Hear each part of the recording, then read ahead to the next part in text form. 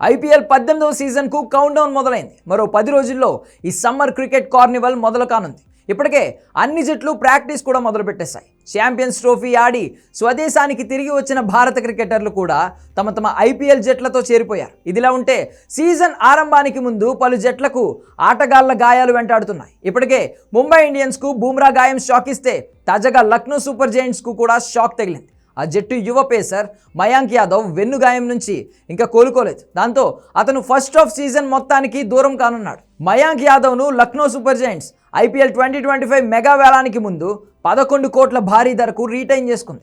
గత ఏడాది బంగ్లాదేశ్తో టీ20 సిరీస్తో అంతర్జాతీయ టీ20లోకి అరంగేట్రం చేసిన మయాంక్ యాదవ్ అద్భుతమైన ప్రదర్శన చేశాడు. గంటకు 150 కిలోమీటర్లకు పైగా వేగంతో బంతులు సంధించిన మయాంక్ యాదవ్ 3 మ్యాచ్ల్లో 4 వికెట్లు పడగొట్టాడు. కానీ ఈ సిరీస్లో అతన్ని వెన్నుగాయం తిరగబెట్టింది. దాంతో గత 6 నెలలుగా అతను ఆటకు దూరంగా ఉన్నాడు. ప్రస్తుతం బెంగళూరులోని నేషనల్ క్రికెట్ అకాడమీలో రీహాబిటేషన్ తీసుకుంటున్నాడు. మయాంక్ యాదవ్ గాయంపై ఇప్పటివరకు బీసీసీఐ ఎలాంటి ప్రకటన చేయలేదు. ఐపీఎల్ 2024 సీజన్లో మయాంక్ యాదవ్ లక్నో తరపున 4 మ్యాచ్ల్లో 7 వికెట్లు పడగొట్టాడు.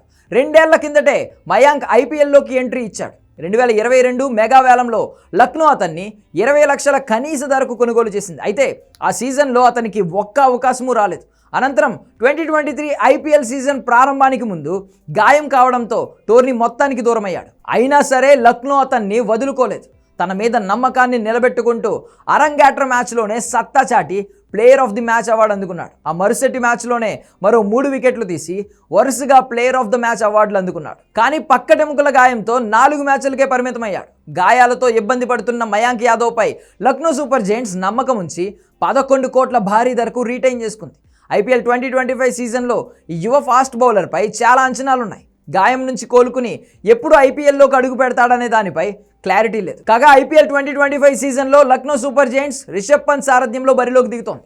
కేఎల్ రాహుల్ సారథ్యంలో గత సీజన్లో ప్లే ఆఫ్స్ చేరకుండానే ఇంటిదారి పట్టింది.